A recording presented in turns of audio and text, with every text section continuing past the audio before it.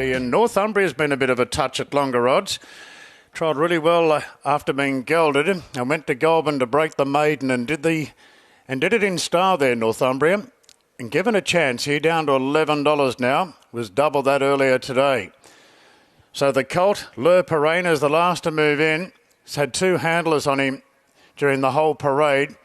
And James McDonald guides the short price favourite into the gate. So the light is on now and we're ready to run.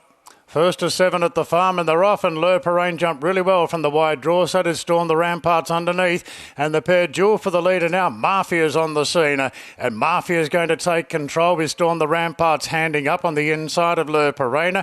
Couple off to Northumbria from Zephyr Wings, and De Bellows last of all. So Mafia leads the way by 3/4 the favourite Le Parrain, taking a sit Storm the Ramparts, and 3/4 the outside Northumbria, and the last two De Bellow a bit keen on the outside of Zephyr Wings.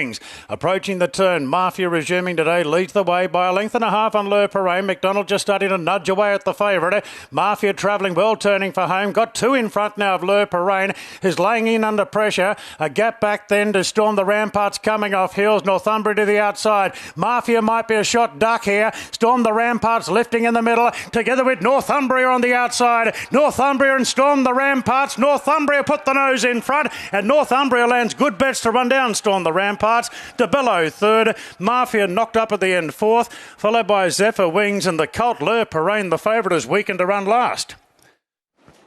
A little bit of mayhem in the straight, but for the Brad Gray loyal followers, you've been rewarded. Northumbria gets the beat down in time at double figures, if you don't mind. What a start to the day that is for Tyler Schiller and, of course, Richard Litt. And Brad alluded to it, these former Godolphin runners that he's able to turn around. He does it time and time again. He's done it with the 7 here.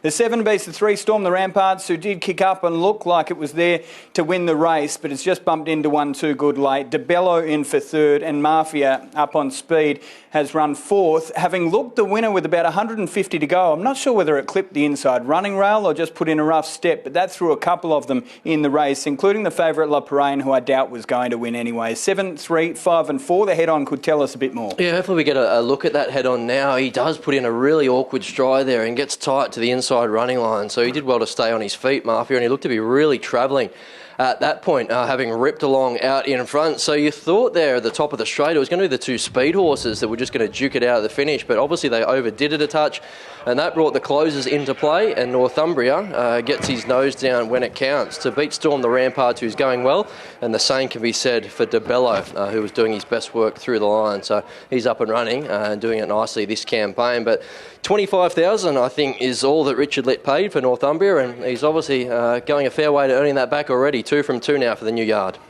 No, fantastic work. And you mentioned at pre-race these former Godolphin runners with this stable. Richard Litt with a big smile on his face and some happy owners by the looks of things. Well done. Yeah, thank you very much. It's been a very good result for the owners, and he was an overly expensive horse from Godolphin, and a good mate of mine, Leroy, put me onto him, and I was a little bit sus, but we trusted Leroy, and he's been a wonderful good friend, and he's always pointed me in the right direction with these horses.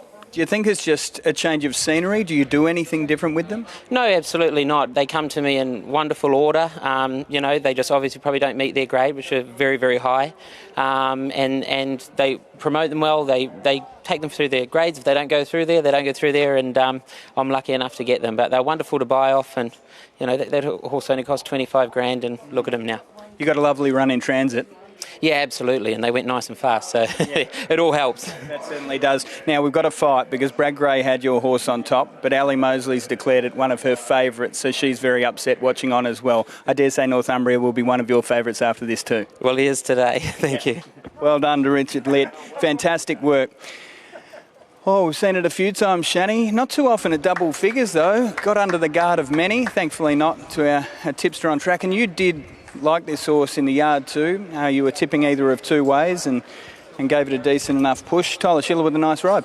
Yeah, it was a great ride from Tyler. Just going through, I don't think he's been on his back prior to today, but he was on exactly the right time. Well done, Tyler. You got a beautiful run, and he was good today. Yeah, he was terrific. I thought the speed was nice, and then all of a sudden mid-race there was a bit of injection into it, and it really put him on the back foot from the 600 I was chasing, and I was actually pretty worried coming around the bend. The favourite was popping out and I thought it was just going to be off and gone and race over, but to his credit, he balanced up really nice in the straight, toughed it out and really dug in late. Think he'll go on with it? I think so. I think if he races like that over 11-1200, he's very strong late, so he gives me the feel he wants to touch further. How's the track? Playing well. I think it's been nice to have a rest on it, and feels nice first touch. Well done. Thank you.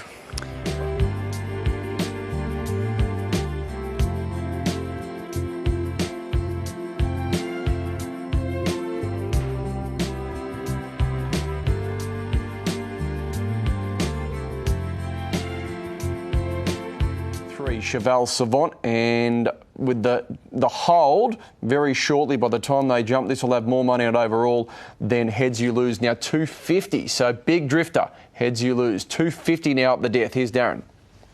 So a late push against the favourite here, Hedge You Lose. Cheval Savant second up in trip, has been very well back to roll the favourite. So the light is on. Hedge You Lose, this well-named colt. Set to go. And they're racing. Offspring jumped well, so did Hedge You Lose, who's challenging for the lead. Cheval Savant given a vigorous ride there by Nash on the inside, and it's responding, and Flick and Flack's going around the field. So everybody wants to lead here, but going on with the job is the grey Flick on Flack, and in the small field, Flick on Flack goes through to head off Offspring. Hedge You Lose back to third, and Cheval Savant there, despite the vigorous ride early, will park down last of all, and about 4 lengths off the lead. So the grey Flick and Flack has the lead all on its own now. Out by a length and a half on Offspring, 2 after the favourite Hedge You Lose, and 2.5 to Cheval Savant. They've got 1,000 metres to go over on the shark-infested George's River side of the course, and the grey Flick and Flack only a half in front now. Offspring's creeping closer there at the 800 metres, 3 lengths away to Hedge You Lose, and a similar margin back to Cheval Savant, who's about 6 lengths off the front runner.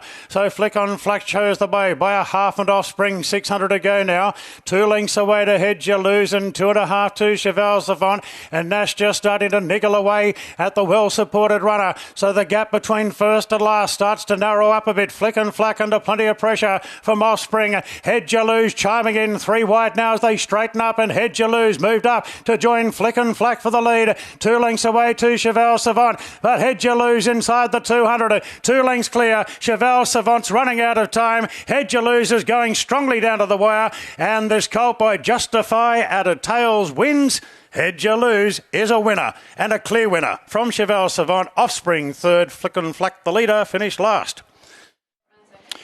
Interesting little race, albeit with just the 4 runners. In the end, it is the favourite. I think Hedge You Lose jumped favourite. In fact, it jumped second favourite with that late push for Cheval Savant, which ran second. But Hedge You Lose gets the chockies, 270 on S-Tab, 240 New South Wales and 220 on U-Tab. There was a place dividend for those playing on fixed odds, but as you can see, no place for those on the tote. 7, 3, 1 and 5. As for the winner, the 3-year-old colt by Justify backs up that win over the 1500 there at Kembla Grange. Steps up to the midweeks and to the 1600 and makes it 2 from 2. Hard to know what to make of it. You don't know the depth of the race, particularly with a smallish field.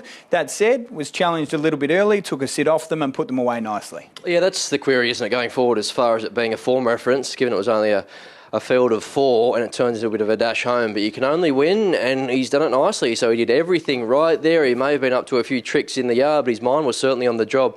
When the sprint went on, he just tucked in behind the speed there and he ripped clear at the finish, so he didn't have any eyes for any mares that last little bit. It was pretty much as straight as an arrow that last little bit. So a nice win from a horse going places, 2 from 2. The runner-up, he stuck to his task quite well. He didn't have that turn of foot, did he? So I think that sets him up perfectly, probably for a touch further the next time we see him. He took some vigorous riding just to hold a spot in the early stages, and he was sticking on well at the finish. So 2,000 metres, he's ready. What can we say for the rest? Flick and Flake, a little bit disappointing having let up, and Offspring stuck on okay at the finish. Maybe she wants something a touch easier, but we thought we were going to get flip of the coin odds. We ended up getting a bit better than that. Hedge You Lose, now 2 from 2.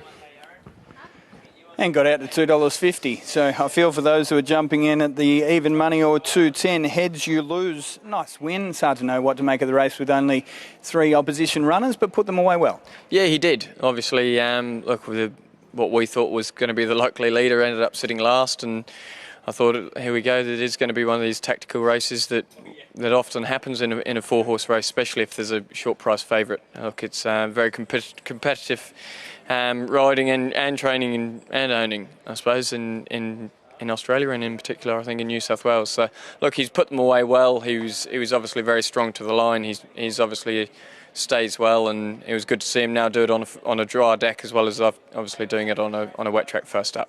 Yep, over the 15 and now the 16. Well done to you. Thank you. Thank you to Charlie. Well done to Chris Waller's team. Over to you, Shani, with a happy James McDonald. James, first sit on this colt. What do you think of him? Yeah, he's lovely. He's still a work in progress. He's big and raw, and you go left, he wants to go right a tad, so plenty of improvement in him, but very well placed, and he's going to progress really nicely because he uses himself beautifully, and he can sustain a long gallop. That was a good pressure race for a small field, but he sustained it well. Well done. Thanks.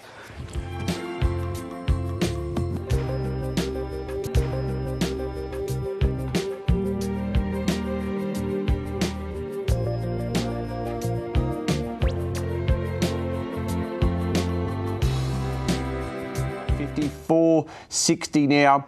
And then First Light, $5.50 with Loving Silla, $5. So Father's Day got to $2.70 and they took that back into $2.50, and by far and away the most popular runner, holds almost 50% of the amount of money overall.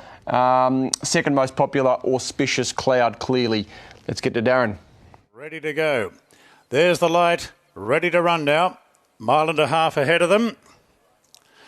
Father's Day, the 250 favourite, and the gates are back. They're off, and Father's Day ridden with a bit of urgency out of the gate. First Light jumped to right but is being restrained. So Father's Day will have the lead all on his own in the first 100 metres. Harold the Great on the inside. Running Rail is going to park in second, and Apache Bell is guided down to the rails and its slipstream. So this leaves First Light without cover in fourth. Lady Redwood snagged back to the rails from Loving Silla, and Auspicious Cloud, she's been well back today, and she settles last of all, about 8 lengths off the lead. So it's a soft lead for Father's Day turning out of the straight. He's had a good 4 weeks or so, Father's Day, and the race favourite leads by 2 lengths to Harold the Great. First Light goes to third now. Apache Bell plonked fourth on the rails. Then came Loving Silla from Lady Redwood, and 2 lengths away to Auspicious Cloud. Not really getting any tempo there to suit Auspicious Cloud, and Father's Day does the job easily at the mile mark, coasting along there in the hands of Rachel King by 2 lengths to Harold the Great, and First Light just inching a bit closer the outside. So First Light strides to a clear second now in advance of Harold the Great. Loving Silla is 1 out 1 back from Apache Bell. Auspicious Clouds improved its position by a length or so and has put Lady Redwood back to the rear of the field. They've got 1,200 metres to go, so they're bang on halfway. And Father's Day, the front runner, out by a length here to First Light, and Harold the Great just trailing the favourite everywhere it goes. Tucked away third, the rails. 1.5 lengths to Loving Silla. Then Apache Bell from Auspicious Cloud, and Lady Redwood's last of all. So they've got about 900 metres to run, and the $2.50 favourite Father's Day leads by 3/4 length to First Light, inching closer.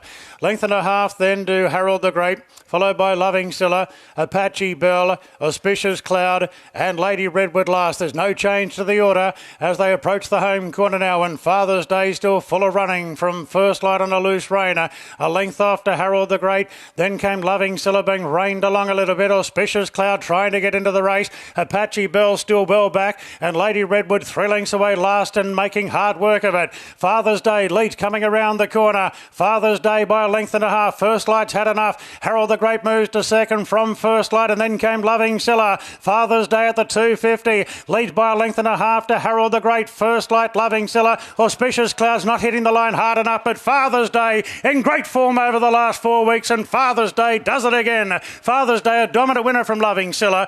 Apache Bell up the inside third, then Harold the Great, followed by First Light, Auspicious Cloud. There was nothing auspicious about that run today, and Lady Redwood was always back last of all. Certainly was, but Father's Day was up the front, making his own luck. Best of the day for Brad Gray gets home. Father's Day, 260 in fact, on the New South Wales tote. Loving Silla down the outside, in for second. Apache Bell stuck on gamely there along the fence, in for third, and it's currently a photo for fourth. Numbers across the line, 275, and as I speak, Harold the Great gets into that fourth spot. This horse, we touched on it after that Kenzo win over the 2400. Rachel King had made a decision in the lead up to that race to send this horse over the jumps, hoping it would revitalise him, because the performances prior to that at Wyong and Warwick Farm were below par to say the least. Well, he has just got a new lease on life, and you could see he stacked them up at the 300 metre mark. You probably thought, Brad, 3 or 4 might go past him here, but he is tough as teak. That's him though, isn't it? He doesn't have that change up, and Rachel King knows the horse so well, just knows the time to get him rolling, because he's not going to quicken for you instantly. He's just going to keep giving and keep giving and keep giving and just maintain that sprint all the way home. So yeah, although when you're watching it live, you think, has he got anything in the locker here? Of course he does. He's got plenty. So it's pretty painless in the end. Loving Silla did a good job to rip home down the outside. She continues to race well. The same can be said for Apache Bell. Harold the Great bringing that different form line. He worked home into fourth. And Auspicious Cloud probably just didn't get the race shape to suit. So when she fronts up in a similar race next time, fourth up, she'll have no excuses and probably can go pretty close to winning. But Father's Day, whatever they've done with him, it's certainly done the trick. Absolutely, and having a look at his record now, he's building a lovely record. So that's now 5th win at start number 19 with 5 minors thrown in there. So for a horse that probably had the rep of training the house down and not quite replicating it on race day, the penny has finally dropped, which is great to see. Another good performance from him. Yeah, he was great. Probably going to have to trust him now. He's done it a few times, and yeah, he's getting better. He's lovely and controlled out there, and he's enjoying what he does. I wouldn't say he necessarily hits a flat spot, but the others sort of loom up to him, and that's when you seem to get the best out of him at the moment. Yeah, definitely. He's really tough, and it's definitely what we saw those first preparation when he was here, or a couple of preparations. So it's great to see he's getting there, and I think he's getting better and better. So yeah, excited for where he can go to. For those who missed our interview on the Kenzo track 3 starts back, can you just tell those at home how the jumps revitalised this guy? Yeah, he's been enjoying it. Rach had him out yesterday and gave him another jump, and she sort of came back and said he's actually starting to really enjoy it, and loves going over them now, and he's getting quite good at them now, so might be looking for a couple of careers. Yeah, a hurdler after this. No, he's doing well at the midweeks. Well done. Thanks, Ben. Thank you to Luke. Over to you, Shani. Rach, you've really worked this fella out. He's going so well. He is. He had a little jump again yesterday, and a bit worried he's actually turning into a show jumper, not a racehorse, but he's just happy. It was really nice today as well. I know it was a drop back in grade, but he had a big weight to carry, and that was the best he's sort of ever raced. He stayed straighter, didn't climb the fence too much, which is great, and he's just getting better and better. Like, he's taken a long time to get there, but patience is paying off, and the whole team deserve a lot of credit for that. That was 2400. I mean, there's not a lot of races over much further, but he'd get further when he'd run all day. Yeah, once he gets into that rhythm, there's no stopping him. He's turning into this really genuine, beautiful horse to ride, and he's always had it there. He's just sort of getting his head in the right place to work him out, but it's very satisfying that he's doing it now, and yeah, like I said, credit to the team. I won't be able to get you off him now. Well done. Thank you.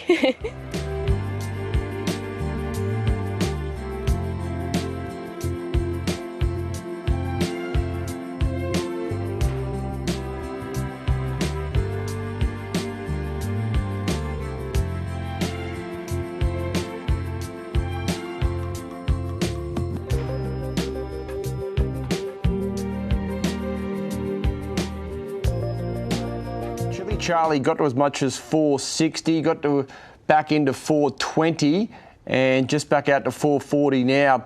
More money overall on Rockola. It is by far the most popular runner, but second most popular and significantly more money on Chili Charlie compared to Joey Dore. Despite Joey Dore being 310 and Chili Charlie 440, there's a significant more amount of money on Chili Charlie than there is Joey Dore, but he's just holding at that 440. Here's Darren. Racing now, and Joey Dore jumped well together with Give It a Nudge, and Zarism's pretty handy deep out. Favoured Rockola camps behind them with Chili Charlie improving on the rails. Further back to Cheval Gris, then came Lasquetti Boomer and Duke of Lancaster's last of all. Joey Dore rails through to join Tsarism for the lead. Give It a Nudge takes a sit in third. Chili Charlie zooms into fourth. A length clear from the favourite Rockola, who's placed under a good grip now. Then came Cheval Gris, a length off Lasquetti Boomer. Duke of Lancaster's last of all. So Joey Dore in control here at the 800 metres. A half length on Tsarism. Then came Chili Charlie, improving on the rails, going into third position at this point on the inside to Give It a Nudge. Two off then to the favourite Rockola. From Cheval Gris, Lasquetti Boomer. Duke of Lancaster, the last one. 500 to go. Joey Dore in front. Tsarism off the bridle. Then Chili Charlie. Now Rockola pulls out 3, 4 wide, starting a run on the outside to Give It a Nudge. But Joey Dore in control, turning for home. Joey Dore swings a length and a half clear. The favourite Rockola's launching a big attack now on the outside. And quickly, Rockola went straight on by. Duke of Lancaster going into a clear second. A good battle for the Miners, but Rockola's home and home. Here's a double for Tyler Schiller. Rockola breaks the maiden in style today. Duke of Lancaster second. Tsarism clung on to third. Then Chili Charlie. Further back to Cheval Gris. Further back to Give It a Nudge. Then Lasquetti Boom. And Joey Dore found naught in the straight and finished last. Having led them up, didn't find too much, but Rockola, the same cannot be said. Having looped the field, you thought, oh, if the leader gives a kick, is this going to be a bit of a race? Well, it fell in a hole and Rockola was off and gone. Duke of Lancaster stuck on gamely in second, and Zarish has done well into third with Chili Charlie running fourth, but the one Rockola was in a race on its own. Finally gets that win. I say finally, only at start number 4, but has had little luck and little chance to show his best, as we heard pre-race from Ed. Finally, we got to see that opportunity today, and he made the most of it. He always travelled like the winner, didn't he? A lovely ride there from Tyler Schiller. A confident ride, just found the right spot there, eased him out into the clear, and the horse did the rest. And not only did he win, he put a gap on them. So Duke of Lancaster, he chased in vain, but he did a good job with gaps back through the field. Another win, or a win, just looks to be around the corner for him. Tsarism, a roughie there that ran well. If you're playing the trifectas or first 4, you might have thrown him in. He's another horse that's trending the right way. And Chili Charlie probably did get a lot of room there. Just got squeezed a couple of times in the straight. However, he probably had his chance to finish a little bit closer at the finish. But a good win from a horse that could potentially go through his grades. And Ben, you'll have to ask Ed, because he was only $7,500, so a nice piece of shopping. That was a fantastic performance, wasn't it, Rockola? Well, all you asked at pre-race was that this horse get the opportunity to show his best. That's what happened. He got a nice run in transit and he's put them away well. Yeah, for sure. No, credit to Tyler. Probably the benefit of having a sit on him last start. He actually beat us the start before at Newcastle. So it's funny how things work. You end up getting beaten at a provincial maiden and then you get to run in a couple of super maidens with, double or more the money. So the horse has done a great job. First preparation for us, 4 starts, and he's earned himself a couple of weeks out in the paddock now, and we might, look at bringing him back through for an opportunity to go through his grades in the autumn. Yeah, I was about to say, after he tips out, is there an opportunity there that we can see him maybe beyond mid-weeks? Is it a touch early to think about that?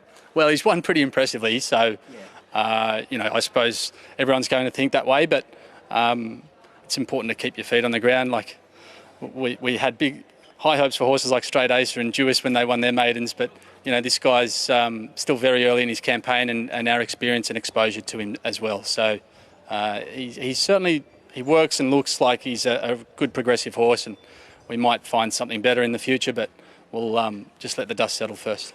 I hope he gets to the heights of the other two. Well done. Thanks.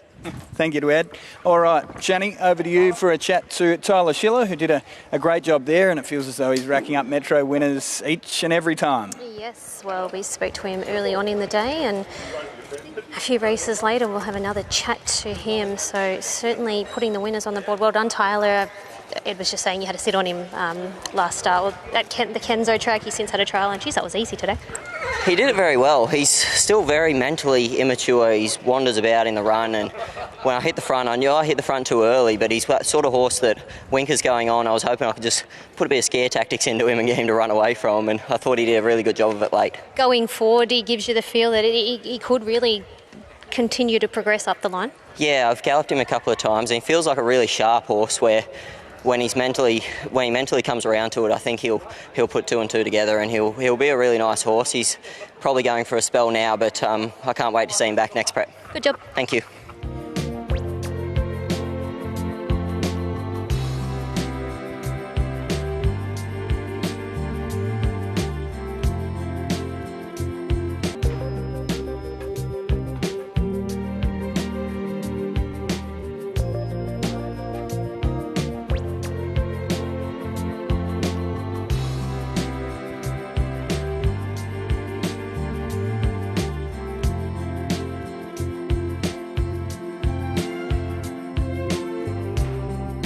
Drops second most popular with about half the amount of investment on it compared to Afterlight. Here's Darren.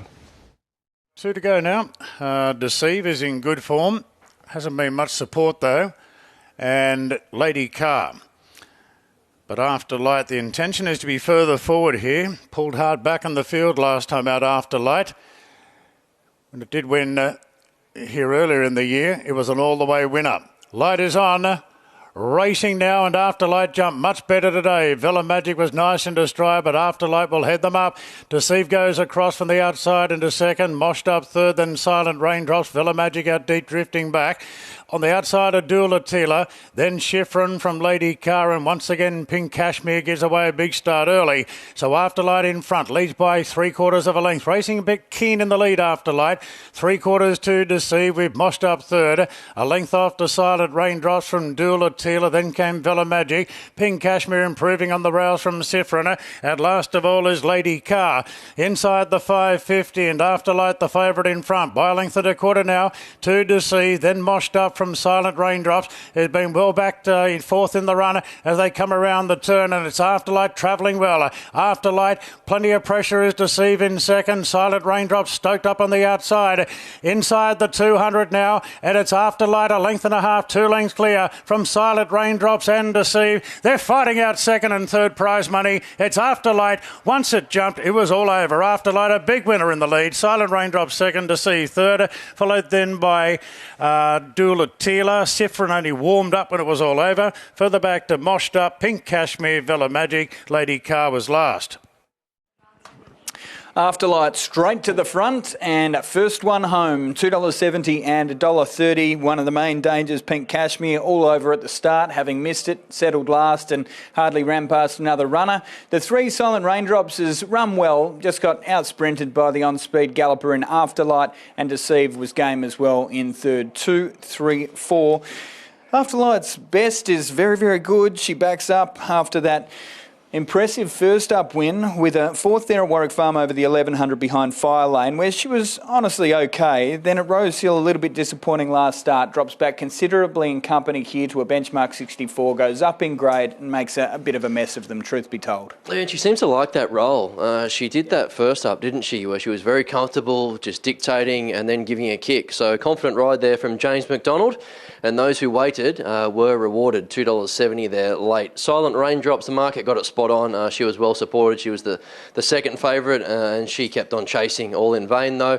Deceive stuck on quite well, and Schifrin was an interesting run, just got left flat-footed there for a stride or two, got held up for a stride as well, and was piercing through late. So given the natural improvement she showed second up last campaign, she might be the one that we can black book for second up. But a good win there from Afterlight, taking it for 12 starts and 3 wins. So she's doing a good job as she goes through the grades. It is funny, isn't it? You have these horses that make a mess of them at the lower grades, a 64 or a 72 at the midweeks, and you go and test them, and it might just be the stage of her career, or it might just be her nature. She seems to really relish that bullying role. If she can be up on speed and dictating and knows she's the best horse in the race, she generally runs accordingly. She's put them away nicely there. Yeah, she did. She's just a different animal if she can control and dictate and not get cluttered up. James gave her a beautiful ride. She obviously began well, and just was able to just tick off each furlong as it came, and was too good late. I feel as though the ability's there for Saturday grade. So how do we get her to that point? Is it a matter of mental maturity? Does she maybe not have the race shape that permits her to be able to absorb that higher pressure? Where do you think she'll eventually level up? Yeah, it is an interesting one, because obviously the tight turning tracks probably do suit suit the front runners a little bit better than they do the big Saturday tracks. So look, it's obviously going to be just a case of working out which races and looking at noms and making sure she draws well, and there's the right sort of speed map for her. But look, she's definitely Saturday grade. It's just needing conditions to suit. Okay, well done. Another win. Thank you. Thank you to Charlie. Over to you, Shani, with James McDonald, who picks up another win. Yeah, indeed. That might just be the way to ride her, just let her roll. Yeah, she doesn't like getting fought with.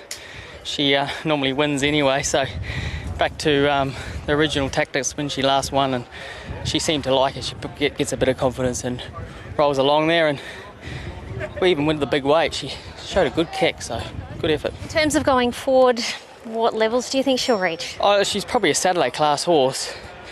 Whether how high, I'm not too sure, but she seems to me like if she gets a bit of confidence, a bit of swag about her, she'll definitely won't be a last win anyway, and she's definitely a Saturday class horse. Well done. Thanks.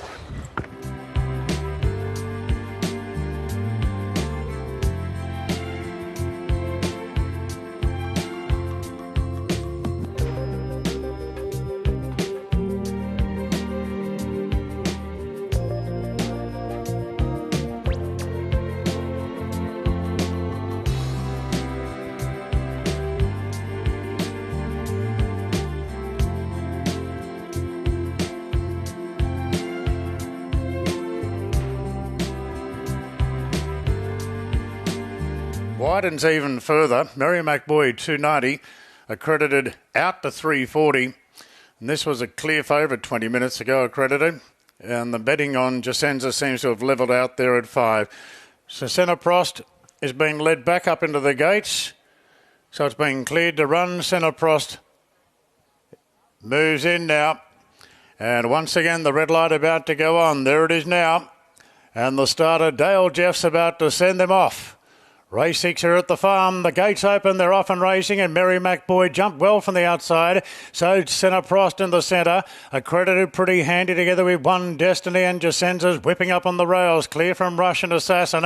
Then came Makaka Falls and This Is Heaven 3 lengths away last of all. Firing up Mary McBoy out wide. Can't get any cover, and Senna Prost and the white cap pushes through to a narrow lead from Jacenza. Mary McBoy's cast very deep on the outside of Accredited. Then came One Destiny. Carca Falls improving from Russian Assassin. 3 lengths away to This Is Heaven. So Jacenza went up on the fence now, and it's Jacenza, a narrow leader from Senna Prost on the outside. Then came Mary McBoy right behind the Makaka Falls. Accredited very awkwardly placed and off the bridle as they turn. Jacenza and Senna Prost. Mary McBoy comes in with 3 wide. It's Jacenza, Senna Prost and Mary McBoy. Accredited's getting a split now and starting to launch a good attack. Mary McBoy being joined by Accredited. Accredited and Mary McBoy. Accredited finishes best. That's been a good win. Accredited beated Mary McBoy and One Destiny third. Then came Makaka Falls, followed by This Is Heaven, Russian Assassin, Jacenza, and Senna Prost was last in a pretty bunch finish. The 8 Accredited first up from a break. Blouses the stablemate late. Joe Pride, all you did was get a better price with the drift out to $3.50 on the local tote, $1.50 the place. Mary McBoy, well, there were 2 sob stories in the race. Mary McBoy was undoubtedly one of those, trapped 4 deep and then just went back, looked for cover, ended up 3 deep, just off the speed, launched a run, a sitting duck and pipped late. That was an enormous run first up for the new stable after a previous life in Victoria. The other one that was desperately unlucky was the horse number 2, that being Akaka Falls, who just never ever saw daylight in the straight, the pick of the yard, and gets beaten a length and a half completely untested. 8-1-3. I feel as though I've harped on the beaten brigade, but I will say, Accredited, credit where it's due, did everything required of it today. He did. He got himself into a bit of a tricky spot there. So that was a messy race from start to finish, wasn't it? You didn't really know where to look throughout. But Accredited, to his credit, he builds on what's an already impressive little record. Now, 2 wins from his 3 starts. He was just cuddled up in behind the speed. And once he saw daylight, just took a few strides to build a bit of confidence, to build that momentum. And when Rory Hutchings went to work, there was a nice response just to get the better of the ever so brave stablemate. The plonk nearly landed there, and it just goes agonisingly short after he was posted wide throughout and still gave a kick. One, Destiny couldn't muster the speed to get to the front. He was boxing okay at the finish, and Akaka Falls, as you touched on, Ben, had that hard luck story to tell. But it's probably a replay we're going to have to watch 3 or 4 times because it was a busy finish. Absolutely, and it's easy to be critical, but when you have a look, Mary McBoy was drawn the car park, they've pushed the button and gone forward. Well, there's every chance you may well be trapped deep. As it turned out, that was exactly what happened. A couple punched up underneath, and so you just have to sit there and take your medicine. I thought it was a fantastic run. In fact, both of the Pride runners have acquitted themselves really well. Well done. Yeah, thank you. It was a good run from both horses. It was. Let's focus on the winner. I got a nicer run, more economical run in transit, but when the race was there to be won, I thought lifted late. Yeah, he still had a bit of trouble in the straight. He kind of got knocked around a bit, but once he got going, he was really good, yeah. As for the second horse, sat deep, 3 and 4 deep throughout, up on speed, and geez, brave to give a kick. A sitting shot late, but really stuck on. Yeah, he was really good for the first run for the stable. He'll improve a lot again, and so will the other horse. I think they're both horses that win more this prep. Okay, nice work. Thank you. Stable Quinella. Yeah, good.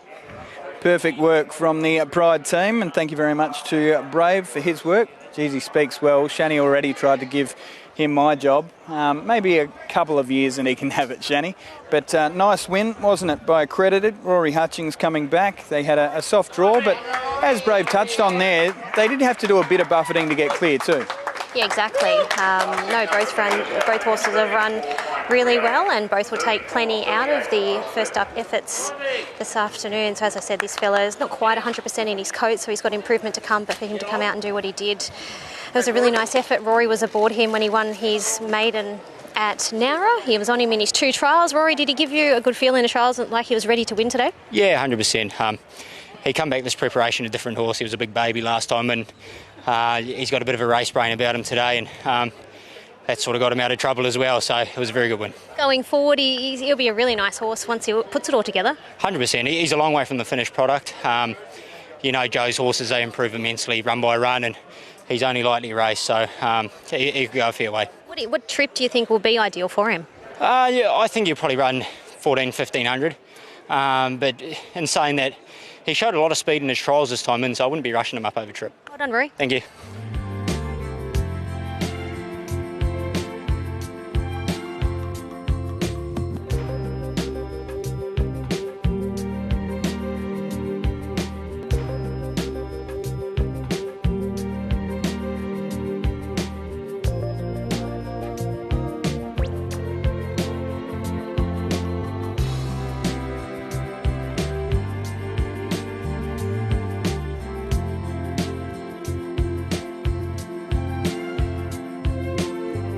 Head of the herd, although Head of the Herd is now 320 in favourite, so they're really keeping this safe, the boys at the tab, and letting you on How's It Kev and Power of the Brave. Here's Darren for the last. Let's Go Bro goes forward, and Tabs moves in as well. Locked and loaded, good to go now in the last. Racing, Let's Go Bro jumped okay. Head of the Herd was sharp into stride, looking for the lead. No More Lies up on its outside.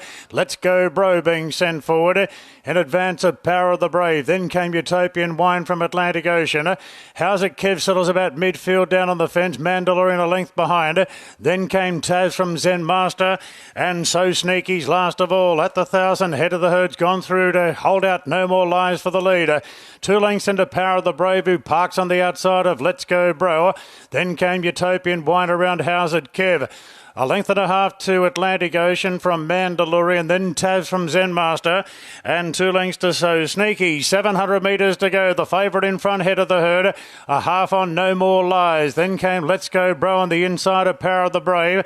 How's It Kev moving into 5th now on the inside of Utopian Wine as they come up to the turn. Back in the field, Tavs is peeling 3 wide. Head of the Herd comes to the 400 metres, a half in front to No More Lies. Power of the Brave is pulling out 3 wide. Let's Go Bro back on the rails. Tavs wide out, making a good run. Inside the 300, Head of the Herd in front from Power of the Brave, starting to lengthen Atlantic Ocean, and Tavs is coming down the outside. Atlantic Ocean and Power of the Brave. Tavs on the outside. It's Atlantic Ocean and Power of the Brave. Atlantic Ocean won the last. Atlantic Ocean edged out Power of the Brave, and Tavs finished 3rd. Then came Head of the Herd from Zen Master, Utopian Wine, and So Sneaky. Further back to Let's Go Bro. No More Lies, weak second out with Mandalorian. And how's it, Kev, never really a factor in the straight?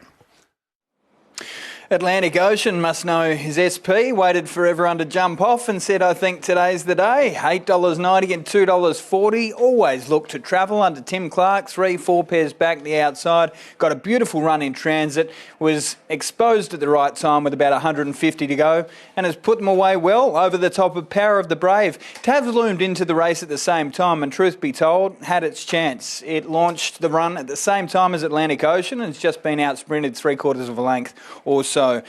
But, geez, the blinkers go on again. The 4-year-old son of I Am Invincible. It had been 414 days since his last win, and as we often say, Brad, it's not the horses with no ability that are frustrating. We've always known that this horse has this in him, and it was good to see it today. It was. He just lacked that killer punch for a while, didn't he? So the shades did the trick. They sharpened him up, and maybe it's just Warwick Farm. So now both career wins have come here at Warwick Farm. So he attacked the line when the race was there to be won or lost. He was sat down and juked it out there with Power of the Brave at the concluding stages, and he simply wanted it more. So Power of the Brave ran well, just found one better on the day, and Tavs made that wide sustained run, and you thought he was the one that was going to gobble them up late. He just found a couple a little bit too good. The other one that was just poking through late at big odds was Zen Master.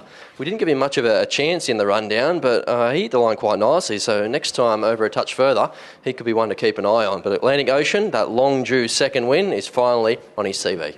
Yeah, he can run the occasional peaky run, that Zen Master too. So agreed, definitely one to keep an eye on for next time. Atlantic Ocean, there'll be punters sitting at home watching on STC thinking, I've backed this horse the past 3. What's happened there? But a smile on this man's face. It's good to see him back. Yeah, it is. It's look, the owners have been pretty patient. We've obviously bought him back off Coolmore. The Poolies ended up staying in him, and look, I think we paid $120 for him, and he promised enough to really go on with the task, and it's taken forever and a day to get there.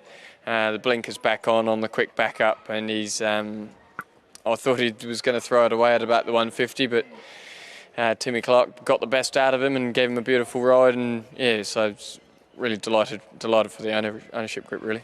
Up until that point when he realised he might win the race, he'd travelled so sweetly. Yeah, I know he did, but he's done that before, so it's only the last 50 that it counts, and yeah, look, Tim threw him over the line and got the job done, so I'm sure there'll be a bit of relief from the ownership group. Absolutely. I hope they stuck true, as plenty of punters did. Well done to you. Thank you. Thank you to Charlie. Yeah, into $8.50. So there was some interest there from punters late. Timmy Clark, he's pulled off a magic trick there, getting a victory 414 days in the making. That's all that took. Set of blinkers, quick backup, it did the trick. Yeah, look, he obviously said to Charlie before the race, like a few of his runs early in his prep, he really had flashing light on him and looked like a winner in waiting, but he hadn't been able to break through. But he even today he got further back than we thought we might be, but I was able to stay low coming around the bend and get to the back of Nash, and he was still full of running, and he toughed it out really well late. Well done. Thanks.